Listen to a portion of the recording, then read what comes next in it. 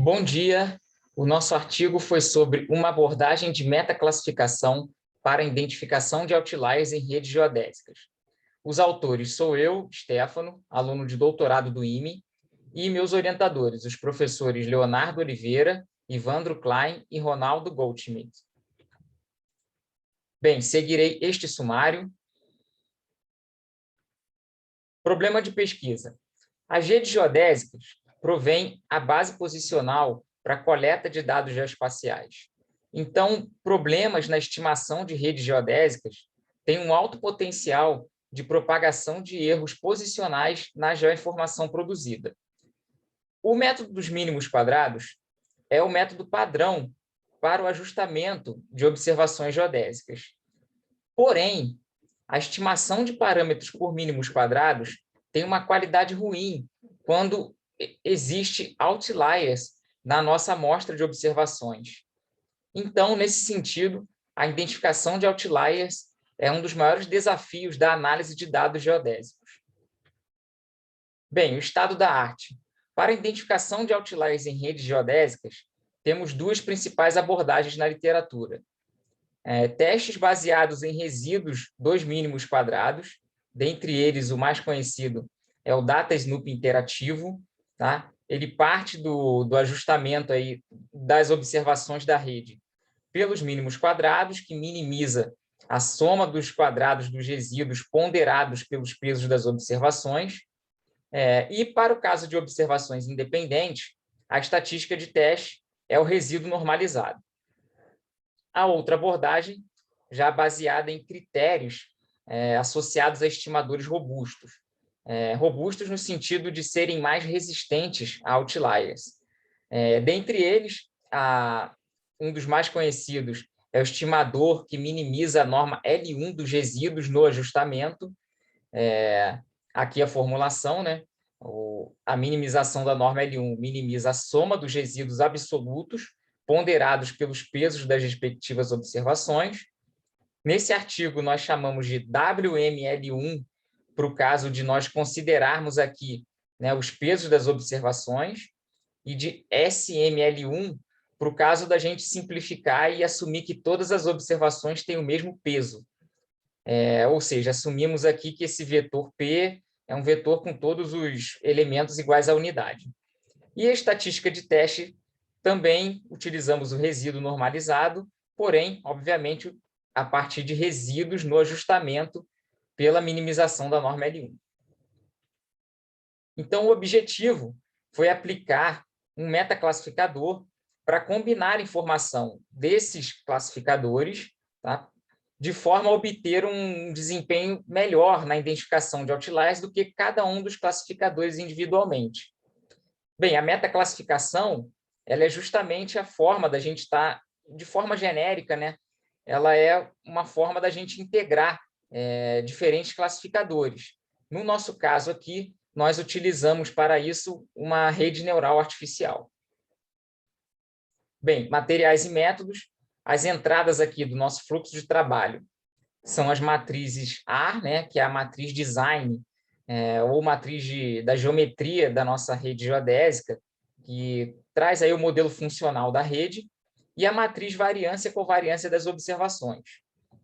A partir daí, nós criamos o nosso dataset, fizemos seleção de atributos, treinamento do metaclassificador, que, no nosso caso, uma rede neural Multilayer Perceptron, MLP, e avaliação. Tudo isso foi feito no ambiente com a linguagem de programação Python, no ambiente Colab.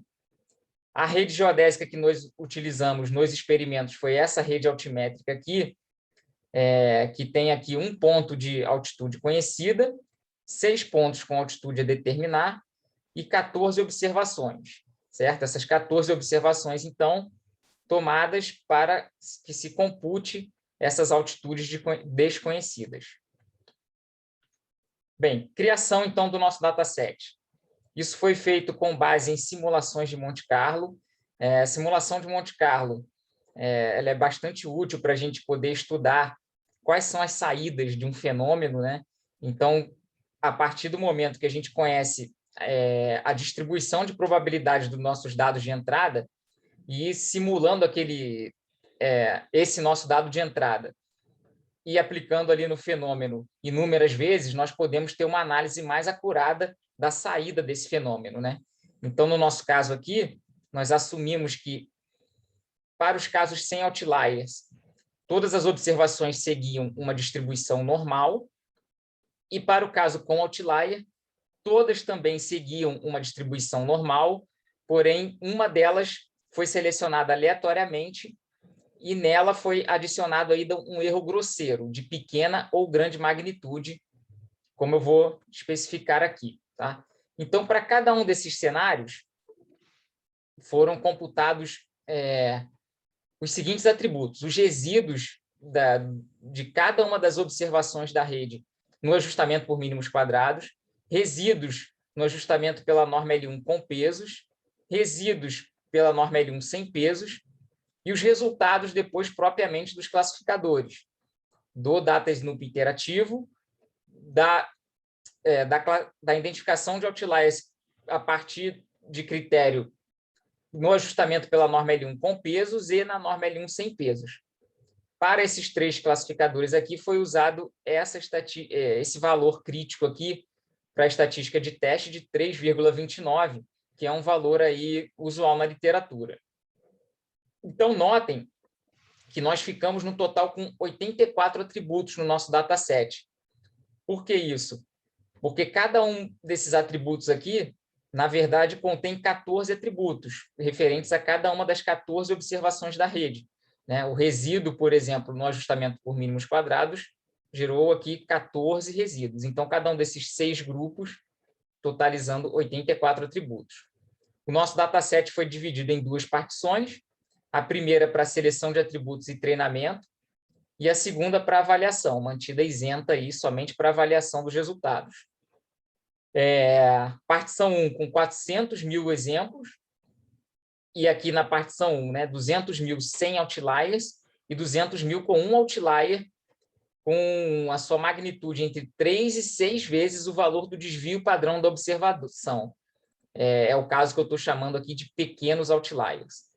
Já a partição 2, na partição 2, nós consideramos também outliers de grande magnitude, entre 6 e 9 vezes o desvio padrão da observação.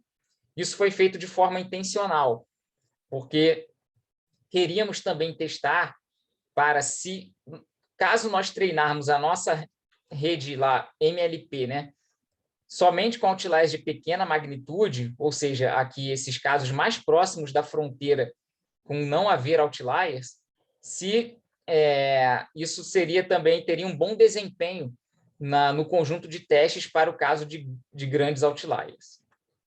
Bem, seleção de atributos, utilizando lá a partição 1, 300 mil exemplos para treinamento e 100 mil para validação. Utilizamos lá o Forward Feature Selection, a seleção de atributos para frente, em grupos. Tá? Por que eu digo em grupos? Porque, em vez de considerarmos cada um dos 84 atributos individualmente, nós utilizamos essa seleção considerando cada um desses 6 grupos. Tá? Então, isso aí, obviamente, diminuiu muito o custo computacional da nossa seleção de atributos. E os grupos selecionados foram os resultados do Data Snoop interativo e os resíduos do ajustamento pela norma L1 sem pesos. Ou seja, ficamos no final com 28 atributos, porque cada um desses grupos tem 14 atributos. Bem, depois do treinamento lá da nossa rede Multilayer Perceptron, utilizamos todos os exemplos da partição 1. Essa aqui foram as configurações lá da nossa rede. Bem, para avaliação, aí sim já usamos a partição 2 do nosso dataset, e também agora já considerando os outliers de maior magnitude. Primeiramente, verificamos a acurácia da nossa rede Multilayer Perceptron para o caso de não ter outliers. Ela teve uma acurácia de 94,15%, e, em sequência, nós forçamos que os outros métodos de classificação tivessem também esse mesmo desempenho. Isso foi feito pelos métodos previstos aqui nesses 2 artigos. Tá? Então, tendo aqui todos os nossos classificadores com o mesmo desempenho para o caso sem outliers, nós podemos ter uma comparação mais justa entre eles para o caso de ter outliers na rede geodésica. E aí, tanto para o caso de pequena magnitude como grande magnitude desse outlier, a nossa rede MLP teve o melhor desempenho, se destacando aqui principalmente para o caso de outliers de maior magnitude, em que ela errou menos da metade das vezes do segundo colocado, né? Como ela teve uma acurácia aqui de 97,31%, ela errou aqui 2,69% das vezes, né? E isso é menos da metade das vezes dos erros aqui do segundo colocado, que foi o DataSnoop interativo. Bem, conclusões, então, nosso metaclassificador teve uma performance melhor do que os outros, individualmente, né? A nossa abordagem lá da seleção de atributos para frente em grupos pareceu ser uma heurística válida aí, para o caso de redes geodésicas. O nosso treinamento também com somente outliers de menor magnitude também pareceu ser bastante eficiente, uma boa estratégia. E comparando somente a norma L1 com pesos e a norma L1 sem pesos, a gente reparou aí que a norma L1 sem pesos teve uma acurácia melhor, né?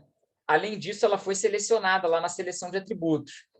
Então, isso aí já para trabalhos futuros demanda maiores investigações sobre essa simplificação da norma L1 na identificação de outliers. E já sobre a nossa rede MLP, o nosso ajuste de hiperparâmetros precisa ser feito, o teste aí de outras granularidades para os dados, para a criação do dataset, considerar também na construção do metaclassificador outros classificadores de base, além dos já utilizados aqui nesse artigo, testar isso em outros tipos de redes geodésicas, principalmente aí redes de GNSS, e estender os experimentos para os casos de múltiplos outliers. Essas aqui foram as referências dessa apresentação, e obrigado a todos pela atenção.